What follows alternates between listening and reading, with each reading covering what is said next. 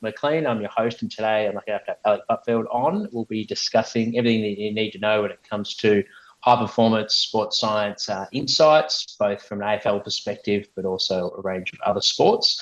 Welcome, Alec. Thanks for jumping on, mate. Really looking forward to our chat. No worries. Thanks for having me on. No doubt the listeners, there's been a bit of traction on LinkedIn, mate. Be well aware of your background in the sports science sort of strength and conditioning field. But for those that aren't working in the industry, perhaps that aren't aware of your journey, I guess, to the Adelaide Crows, how did it all start, mate? How did your passion for sports science begin? And talk us through some different experiences you've had along the journey so far. Sure, it's probably less strength and conditioning, more biomechanics, really. So that's where the study started. I started at University of Western Australia.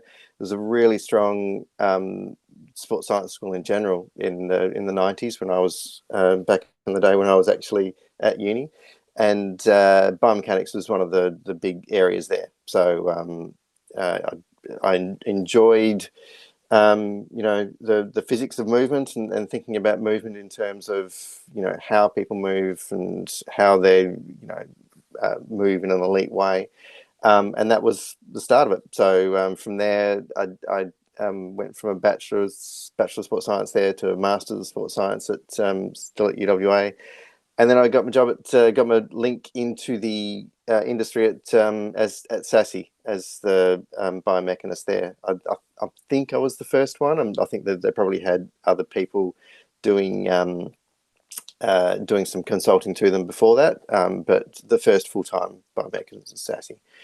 And that went on for a little while so that was straight after the 2000 games, about 2001 that was, till the end of the Beijing games. And then after that, I thought I could keep going and doing the same thing over and over from Olympic cycle to Olympic cycle, and that really didn't excite me too much. And so I thought, well, why don't I try my hand at just consulting and going off and working with people within the network that I've had. So that ended up working with providing software solutions, kind of bridge the gap between where Catapult was at the time, which was just coming out of the AEST relationship, and into before their first kind of real commercial software. That was Sprint or something, I think it was called. So in between there was a bit of a gap in terms of what was available for clubs, and so I helped a few clubs out with software for analysing their GPS data. But I was also with Cycling Australia with the track cycling program, and a little bit more kind of frequently going into Port Adelaide to the power. Again, helping out with a lot of GPS stuff, but also some biomechanics stuff here and there as well. And then that kind of sort of rolled on from year after year. I had a little bit of a down patch where I was more looking after the kids as they were, as my wife is kind of the main breadwinner for our family. So this is a little bit of a side project for us. Well, it feels like that sometimes anyway. And but then I ended up when markerless motion capture started to become more ingrained into what was happening in Major League Baseball. The Philadelphia Phillies reached out, and so I worked there from the 2021 season to the 2024 season with them, just consulting from Adelaide, a couple of trips over there for spring training and just to go and see what's happening at the ballpark as well. But most of that was just done from Adelaide here. Then that finished up towards the end of the 24 season, and the job as head of sports science with the Crows was opening up. So I just kind of rolled pretty much straight into that because I was fortunate that everything kind of aligned in that sense. So and in the interim there, or not in the interim, but during that journey, there was also a PhD. That was to do with the GPS units and the IMU component of that of those units, and it's very similar to Jace Weber's SpeedSig stuff. And I'll probably talk about that a little bit later. But it was on stride characteristics and in straight line running efforts during the games. So yeah, it's long and varied, but been a good journey on the way, all the way. Yeah, yeah, absolutely. Yeah, great range of different sports, and then also it seems like from a personal note with the young family, you've been able to Yeah. stay yeah, not move the family around too much as well, and tick both the personal and professional development Yeah, boxes, which is and nice. that is kind of one of the big focuses. I mean, I know in the industry you can get you do have to move and you do have to kind of sacrifice that a lot, but then being able to take a step back and saying, is that actually what we want and need? Then and being in the fortunate position to be able to do that, has been fantastic all the way. Yeah, yeah, it's fantastic, mate. Yeah, well done. And I guess for highlights when you reflect over your career, obviously there's a lot more to come. But so far, what will spring front of mind that you're most proud of, and yeah, happy to experience? Yeah, look, probably things like the results kind of come to mind, like when you're at the 2012 Olympics when Anna Meares wins the sprint, was an amazing highlight, particularly since she probably came into the AIS and SASI system just around about a month before or after I did, I reckon, in 2001. And I was doing a lot of work with that program all the way through SASI, and then all the way through when I was actually attached to that program, consulting to it. So that was a massive highlight, and going to the Phillies project was a really nice one. I went to the World Series with them when they were in the World Series in 22. Not actually doing anything on field, but just being a part of that team and that organization when the results were coming through was fantastic and a great thing to be around. But to be honest, there's little victories along the way as well, and it's not just the big ticket items. It's having a junior world championships, and did a lot of work with the rowing program in SASI that was hugely successful through the 2005 2008 kind of era, and that was a lot of fun to be involved with. And being involved with the Adelaide Giants, the ABL team in the last couple of championships after a long drought of not winning the Claxton Shield and things like that. They're littler than the big ones, perhaps, but they're no less big in your career. But apart from that, it's probably also the relationships you get, because like you don't go into this for the money, really, do you? Into sports science, you go into it for the people, and the people that you meet along the way are just amazing, and it's so fantastic to share just the day to day with them, and that's the thing that has been the massive highlight through the whole career. Is just being able to share the day to day with such great professionals and great people. I think it would be the best answer to that. 100%. No, well said, mate. Couldn't agree more. And on the flip side, obviously in professional sport comes pressure, and you talked about to get results, but also to push boundaries and expand. Looking back over your career, being the first biomechanist for SASI, but then also consulting, I imagine there's constant challenges in that with getting new contracts, and probably at a time when it would have been relatively a novelty, I guess, in the area of sports science. Well, yeah, So yeah. and biomechanics itself, like 10 years ago, you look back and the funding model had switched to the sports, and so the sports were trying to kind of work out where it was that they wanted to put their money. And biomechanics in general was probably at a stage where like the tools that we were using, the tools that a biomech was kind of in charge of, perhaps when I first started at SASI in 2001, had kind of developed to a stage where everybody could use them. And so, what was the role of the biomech in that in that time? And but I could see that there was obviously untapped potential, because you can grow the field in so many different ways. But it just felt like the view of what a sports scientist and what a biomech could provide was really still quite narrow, and in that narrow service delivery kind of aspect. I feel that that's evolving now. And through markerless motion capture, there's hundreds of jobs for biomech coming up in the US. Like if you look at each baseball, there's 30 Major League Baseball teams, and they're probably going to need 3 or 4 high-level biomechs to be able to deliver the information in the way that they would like it to be delivered. And then, you can see that being replicated across, all sorts of pro sports. And so suddenly biomech as an industry is probably coming back into vogue. But also probably also seeing that like a key position at an AFL club can be manned by somebody who doesn't have that traditional physiology background, but has a really good background in just the delivery of data and the delivery of the information that needs to go into making decisions in that space.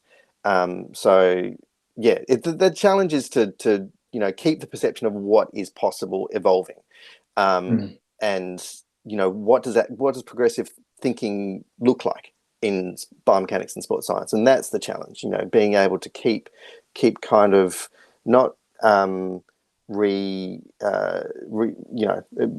reinventing yourself, but to keep kind of regenerating with your ideas, I think. Yeah.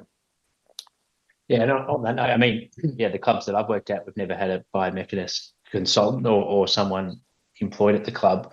In the clubs that you've consulted with and then also worked with those organisations, where do you see the biggest growth in this area that biomechanists can make an impact? Is it with the coaches? Is it technical staff, more physical for athlete development? Yeah, I think the biggest area is probably what we're focusing on a little bit at the Crows, which is making sure that the information is available to a broader base, and having better systems around data, because biomechs are very good at handling a lot of data, because that's just what we do in our training and in our academic life and our preparation for our professional life. So that's kind of the key, one of the key pillars, I would say. I would like to say that there is actually, I will say there is a lot of untapped area around what can be provided alongside those kind of services at professional clubs.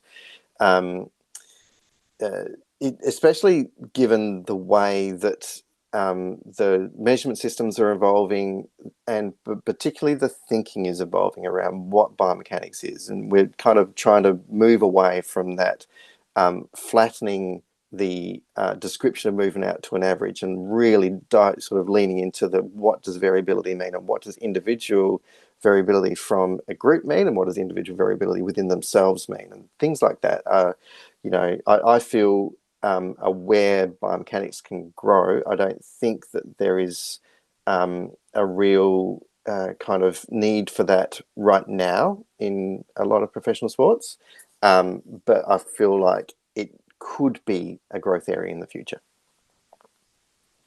And what would be the I guess when you're selling it to a club, what would be the tangible KPIs or results that that the club would ultimately see? Is it reducing the risk of injuries, or enhancing efficiency of skill execution? What are some of the areas that you feel that?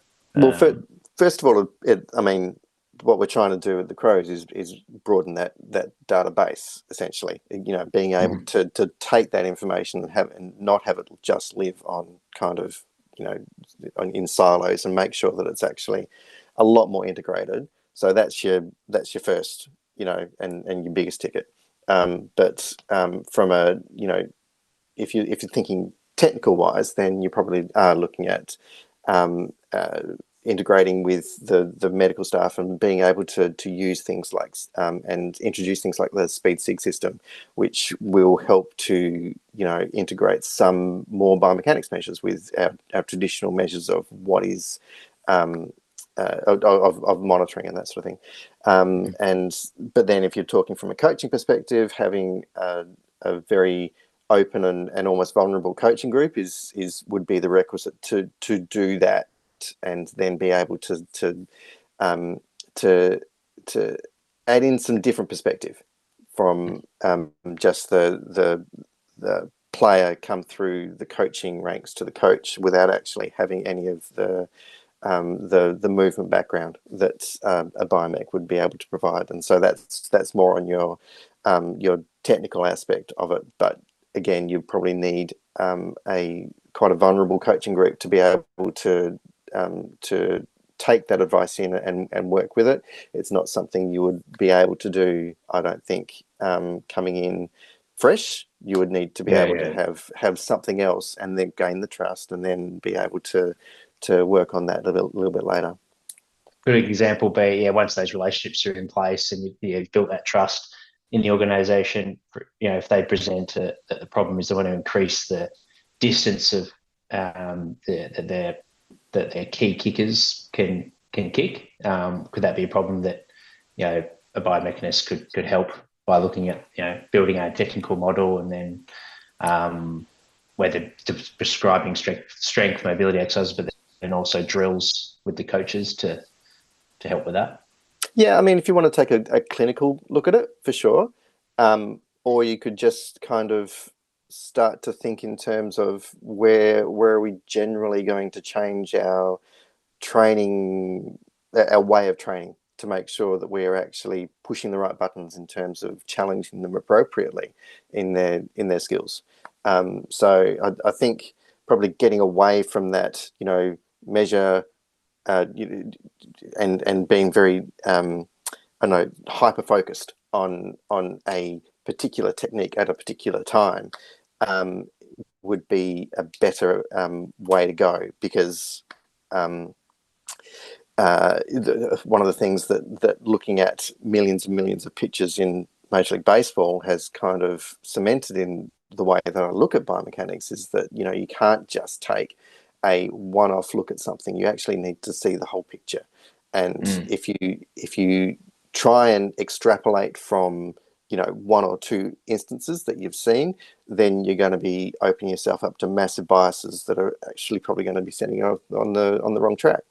You need to be able to look at the whole picture and being able to provide advice around perhaps the way that we are approaching training a lot of these things might be a better way for a biomech to be able to add influence there, but also being able to just get better measurements in the first place. So if you're talking about can they kick, trying to get someone to kick further, well, are we actually measuring what they're doing at the moment, and what is their capacity and capabilities in that space, and can we actually measure that better? So not necessarily focusing on the input of the technique, but focusing on the output and saying, well, let's actually work out if the things that we are putting in place to make a difference are actually making a difference at all, or even if there's a problem in the first place. Yeah, for sure. And it's as you mentioned, the sort of like isolated picture just got me thinking of like kilograms with sprinting assessments. Is that the same sort of notion, where if you're just looking at one isolated position that an athlete's in one frame, but it's actually how did they get there in the first place, like how they accelerated before they then sprinted, to give you full context?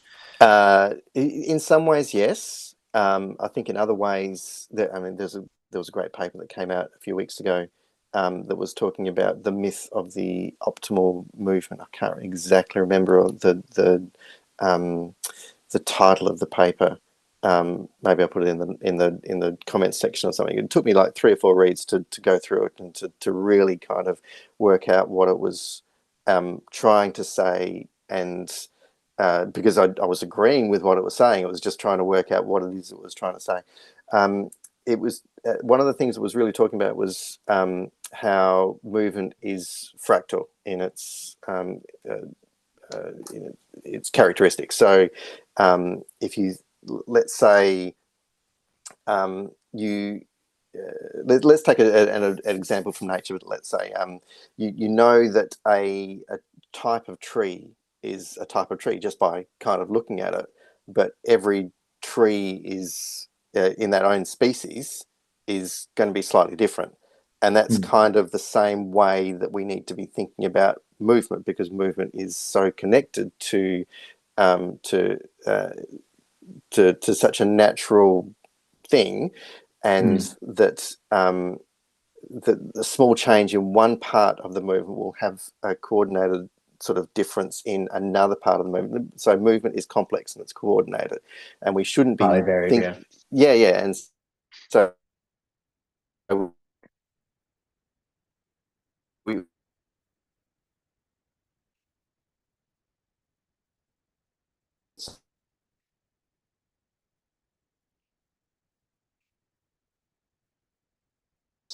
in I think I might have dropped out of it there. You're still on here? Yeah. Sorry, just pause for a second there. Sorry. If you look at that kineogram, then you're going to see slight differences from one to the other that are very normal and very natural. So you actually need to consider the all of those times that you aren't capturing in the kineogram in describing the movement of that person. Yes. So in that sense, if you kind of draw those very sort of diverse analogies together, you know, that in the same way that you know that a tree is part of a species, but that every tree in that species is different when you look closely enough, you know that the kineogram of that athlete is going to be that athlete, but every time they do a sprint, it's going to be slightly different. Now, a closed action like a sprint is going to be quite the variance is going to be very small.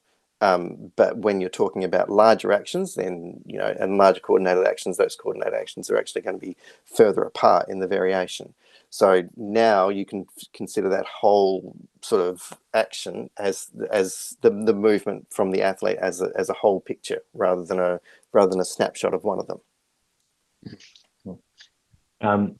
We've pretty much dived straight into the topic, but I'll just quickly go back to your career journey first, and then we'll carry straight back in. But for sports scientists, biomechanists, even strength and conditioning coaches, no doubt that the tips will transfer over. Anyone that want to work in high performance sports. So you mentioned your first role at SASI.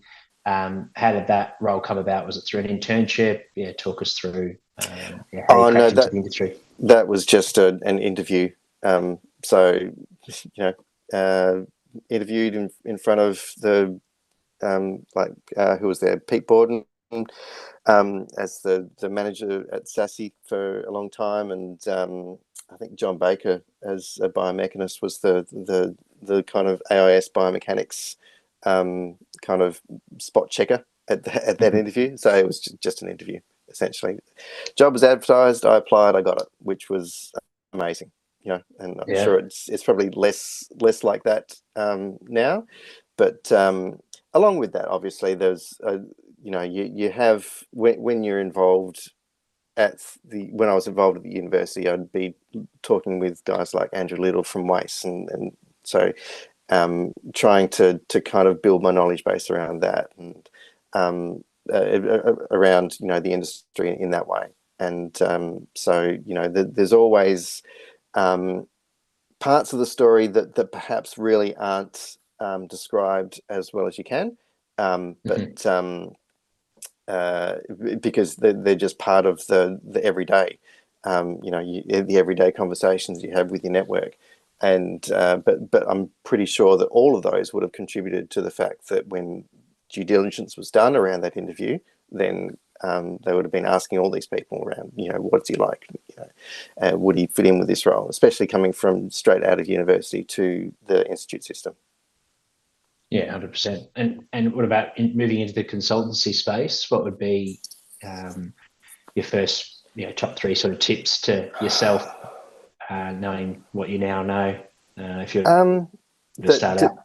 Well, probably the first tip would be to make sure that if you are going to take the leap, that people who say, yeah, that'll be great, we'll be able to work with you, actually, you know, put to pen to paper before before you take the leap, would be the first thing.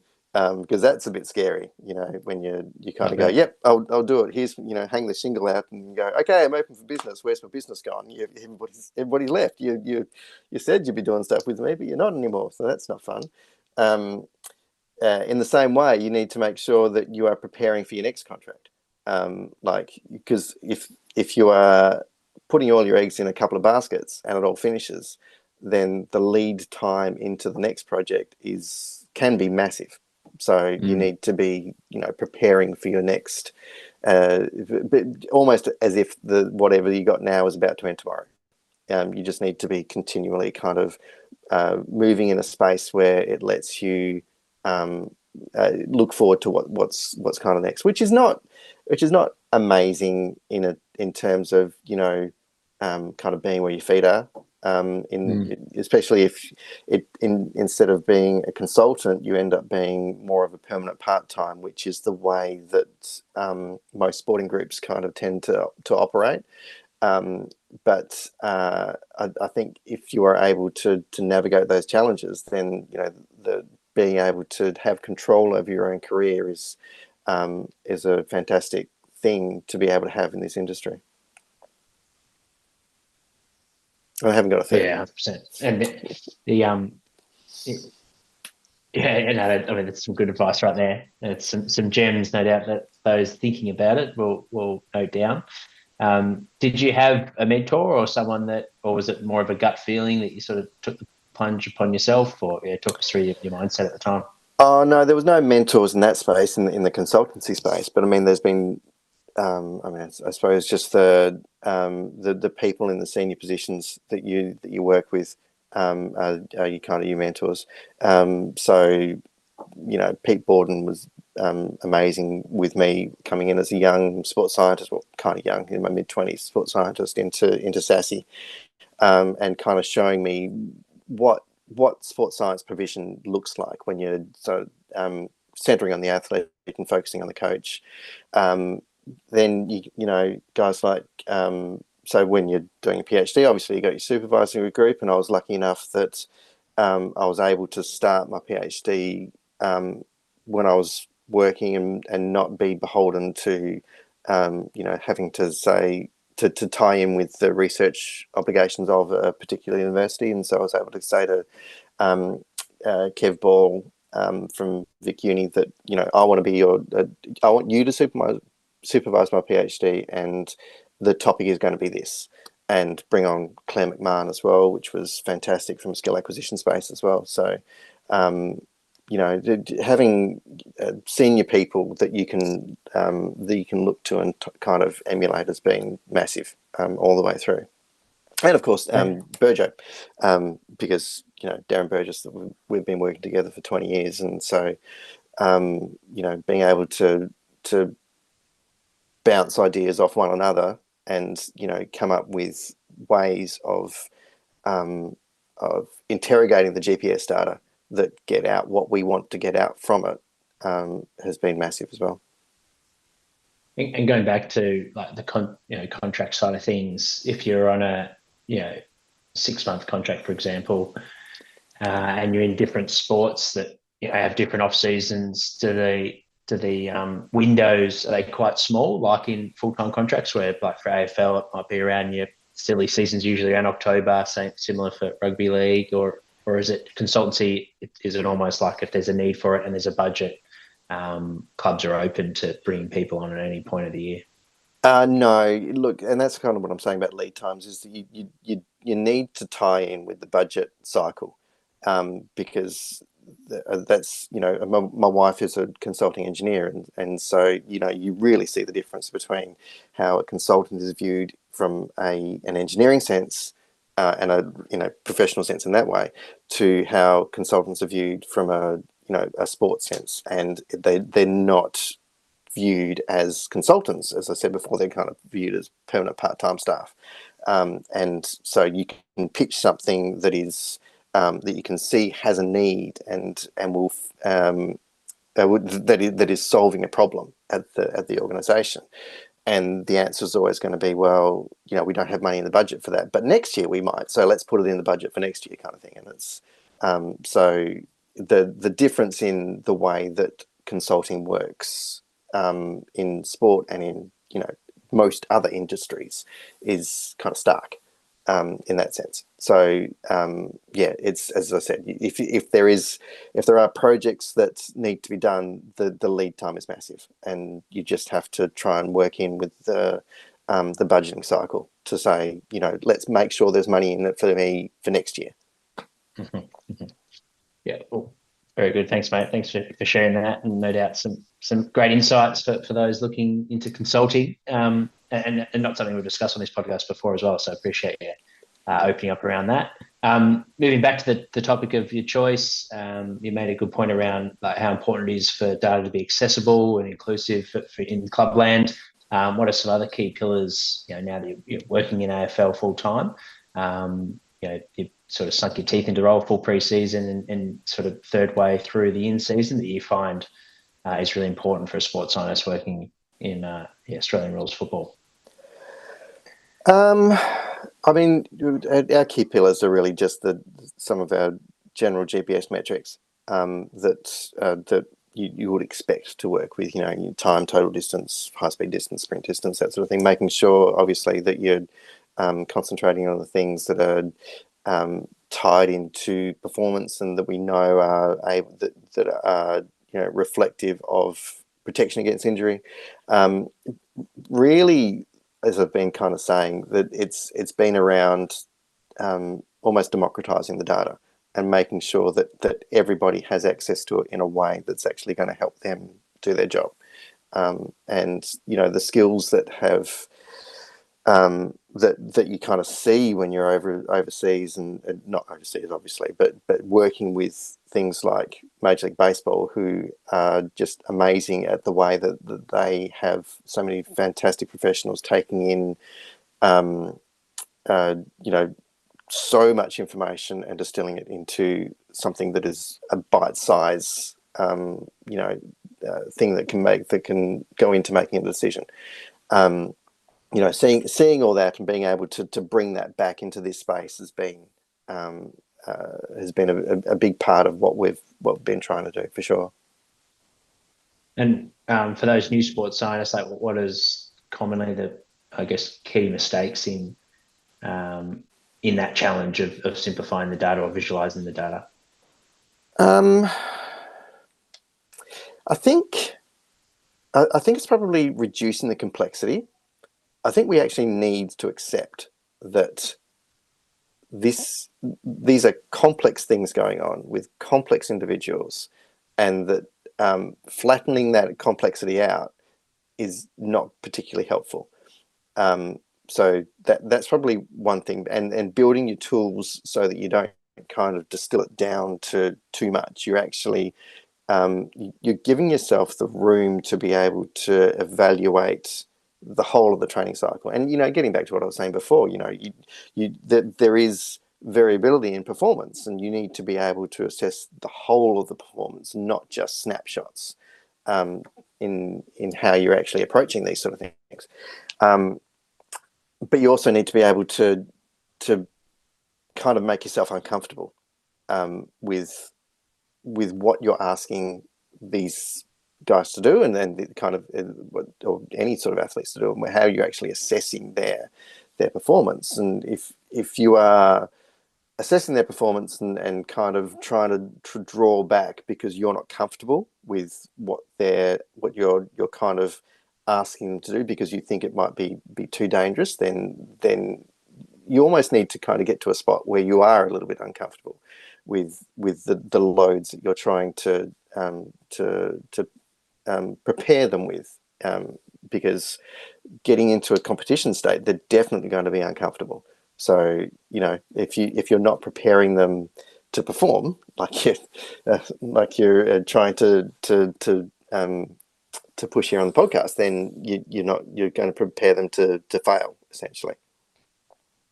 And what about going back to GPS? What would be some metrics that you feel in your experience aren't that reliable or aren't critical to prioritize compared to, you know, like the ones that you mentioned before, distance, high speed running and sprint distance? There's obviously a range of other ones, accelerations, decelerations that are also yeah, like, I mean, I think if you kind of go back 20 years to when we were starting to look at this sort of information, and Berger and I were kind of looking at it going, being able to put set thresholds and static thresholds onto such a dynamic thing is problematic.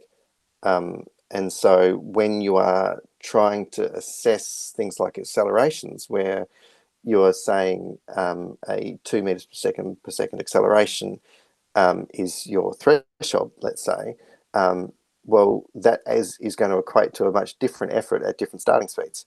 Like if you're already going at top speed, you're not going to be able to go at a 2 meters per second acceleration, but you are already producing a forceful effort. So, it's saying that acceleration only happens in this phase is, not particularly correct. So there's a lot of things that have gone from just the way we have always done them, which probably haven't been appropriately examined over time. And so, I would say that there are quite a few variables in the GPS outputs that you would look at and say, yeah, that's actually, from a first principles point of view, not giving us what we would like it to give us. And if I was, to offer some advice to sports scientists, young sports scientists, old sports scientists, whoever, go back to first principles and work out whether the measurement that the unit is providing to you is actually what you first of all expect it to provide it to us, and what's the first principle that is underpinning those.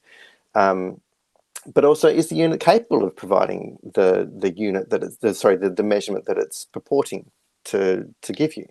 That doesn't just go for GPS, obviously. That's something that goes for everything that we're doing in terms of sports science, and particularly biomechanics. When now we're getting to this, markerless motion capture stuff from 2D vision, and it's like, is that really giving you what you want it to give, or what it says it's giving you? Does the technology have the capacity to give you what it's saying it's giving you? They're the questions that you really need to be asking of the information that you're trying to bring in and make decisions on. And talking about complexity, we'll move into like load monitoring and mitigating injuries.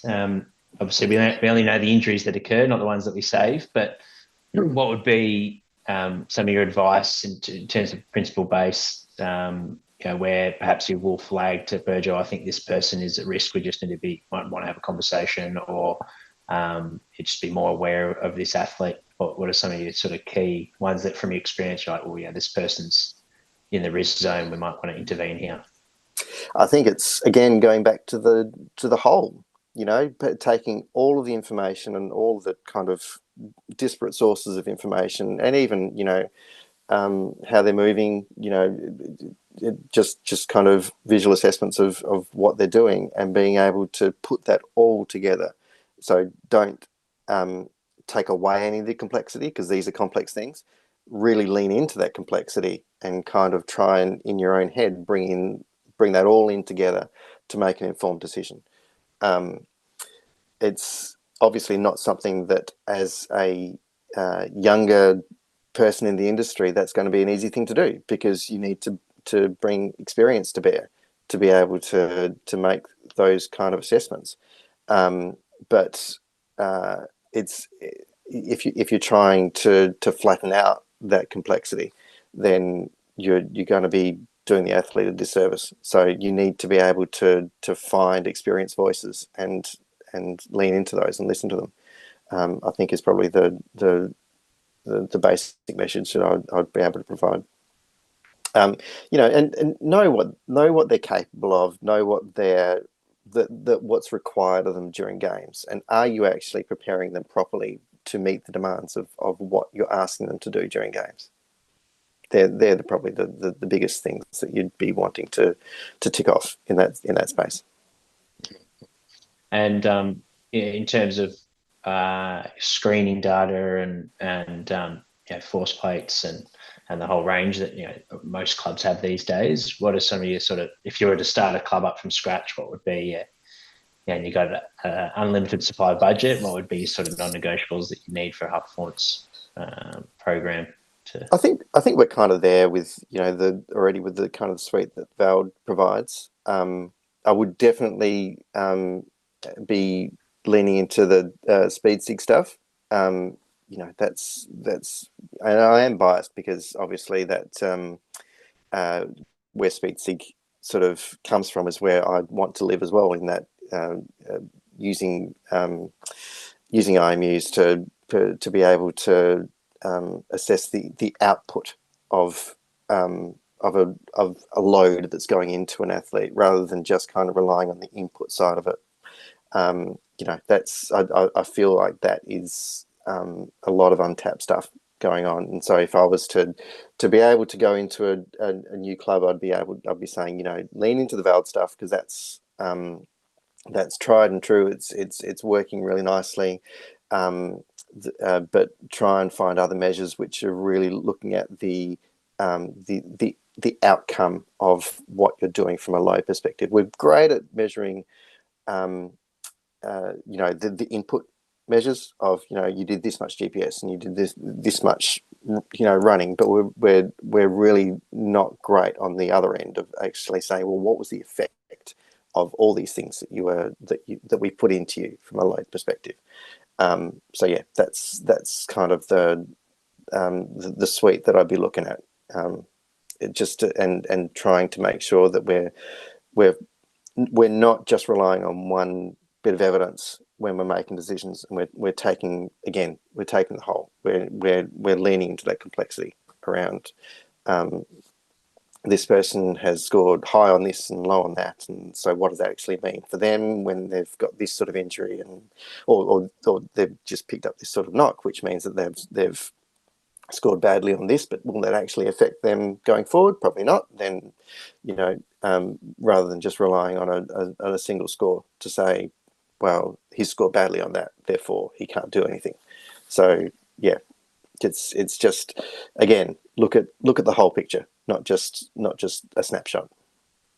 You mentioned speed sig earlier, so it sounds like that's something you're using at the Crows. For those that haven't used it, yeah, what is it, and how does it help you in your role and the performance sort of medical staff? Look, it's so it's taking the catapult units, and I'm pretty sure it uses most of the other major GPS units as well. Jace gets you to put it on. So Jason Weber is the person who has developed that, and he's looked at using the accelerometers in particular, in part of the IMU suite that goes along with every GPS unit, putting that on your sacrum or your lumbar spine area with a little strap, and then getting some stride characteristics from it. And so saying, you know, how are you actually running? What are the stride characteristics that are being elicited from different sorts of efforts, constant speed efforts and acceleration and deceleration, and are there any changes? What's going on there? Are there changes in things like your ground contact time, or, you know, how much you're pushing off, or how much what your braking force at the back, at the front, or, you know, your vertical center of mass oscillations. So there's a whole heap of different stride characteristics that are measured by it, and then in the way that he is structuring his software, you can go into it and look at changes over time. And that is really the thing that we are using it most for, essentially, has there been changes to this guy's stride characteristics which you might not be able to pick up in any other way than looking at it from a more, you know, intense, or, you know, more focused way through accelerometers and IMUs. And is that just with rehab athletes running straight line that you're monitoring them over time? No, and like, I mean, yes, it's very useful in a rehab sense, but again, if you're able to measure the outcome of the load that you've put in at the front end, if you're able to measure the back end of what effect has that had, then that's going to tell you a hell of a lot around the condition of the athlete. So we're using it with the whole squad. Yeah. Very good. Awesome, mate. And then, typical week in season compared to pre-season, what does that look like for someone in your role as a sports scientist? Look, it's yeah, in season's more about moving from one session to the other and making sure that we're giving them appropriate rest and recovery and appropriate load coming into the next game. So let's say we've had a guy who hasn't actually got a heap of sprint distance in the last couple of weeks. How do you actually give them the well, first of all, how do you recognize that, and then how do you make sure that you're actually giving them the opportunity to perform when you ask them to perform in a game day situation? In pre-season, it's really around making sure that what we're exposing them to is trying to maximize the load that we're actually putting into them without overloading them. So it's similar sort of things that you do, but just different priorities, really. The chaos that can come from kind of almost making yourself a bit more vulnerable to the things not being nice and pretty is, I think, really important, because if you need to be working to expose the athletes you're trying to prepare almost in a chaotic way, because you need, because that's what's going to be presented to them in game day. So you need to kind of be able to be comfortable with being uncomfortable in a lot of those sort of situations, and be able to kind of look at the metrics you're getting and making sure that first of all you're giving them the ability to protect themselves when they're exposed to different sort of loads in game day, but also express themselves when they get the opportunity to do it. And from the coach's perspective, what have been, I guess, the biggest surprises that you found with the problems or questions that they've had, and what have been some of the areas that you're looking at the most, I guess, from a football perspective? Look, we're not really diving into that too much at the moment. It's still kind of finding our feet in terms of what that probably looks like. So come back to us in 12, 18 months and I'll be able to tell you a bit more, I think. Yeah, we'll have to a 2.0. Well, we're getting close to a time now, Alex. I really appreciate you coming on, especially at night time on your day off. But last few questions, more of a personal note. In your work life, what are your pet peeves? Anything that sort of fires you up? Can be from an industry perspective or sports scientists, however you like it. I think I've probably kind of covered that a lot in the discussion, and it's just don't reduce the variability and the individuality in anything that we do into like a flat line. The variability in everything that's going on here is actually signal, and you've got to treat it as such. You can't flatten things out to averages, because you're just going to get an average outcome. And I think that's probably the thing that annoys me the most, that you can't get rid of complexity. Complexity is the thing that actually gives you performance. You've got to be able to accept it and embrace it. Yeah, I like that you said that. Lean into the complexity. I think it's great advice for all of us working in with any field of coaching or sport. What's your favourite thing to do on a day off? Look, I think as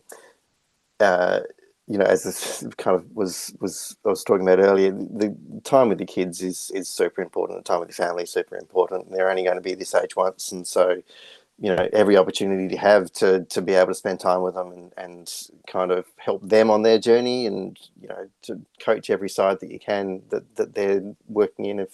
If you're not coaching, help out whoever is coaching, and that's from a sporting perspective, but just from a general life perspective, just as much time as you can is super important to me. Yep. And you may have answered this one already, but what is one opinion or belief you hold that goes against the mainstream thinking or challenges the popular consensus? Yeah, probably just that, what I was saying earlier, just, you know, athletes and sport is complex, and don't try and simplify it, lean into it. And obviously we're midway through the year or close to of 2025, mate. What's on the horizon? What are you excited about for the rest of the year? Oh, look, it's been great and exciting being back in the AFL and being back kind of working at the coalface, for want of a better expression, and being present rather than remote. The commute sucks. I used to be able to commute from my bedroom to the kitchen table, so getting out to training sucks. But just being involved at the coalface is pretty exciting. So, let's see where that can take us. Absolutely. Yeah, well, thanks again, Alec. Really appreciate your time, mate, and also sharing with us your experiences so far and in high performance sport, and both in consulting as well as full-time jobs. For those that want to follow up and have any further conversation from this podcast, mate, where's the best place to connect? Like LinkedIn, and I'm less. I used to say message me on Twitter, but I'm not doing that too much at the moment. So more probably LinkedIn, I think, is probably the space to do that. I do try and accept connections from most people that send them to me. So I'm happy to communicate via that. I think is my preferred at the moment. Very good. Yeah, we'll add the link to the show notes. So for those driving, listening to the recording, you'll be able to access it there and connect with Alec and send through any questions. So thanks for everyone that's tuned in live. If you tuned in at the end there or halfway through, make sure to wind back on YouTube for the time being. We'll release it our podcast in the next few weeks. Our next live chat is with Nathan Pickworth, which will be 2 p.m. Australian Standard Time on Wednesday, the 11th of June. So I look forward to seeing you guys then. Thanks again, Alec. Thank you.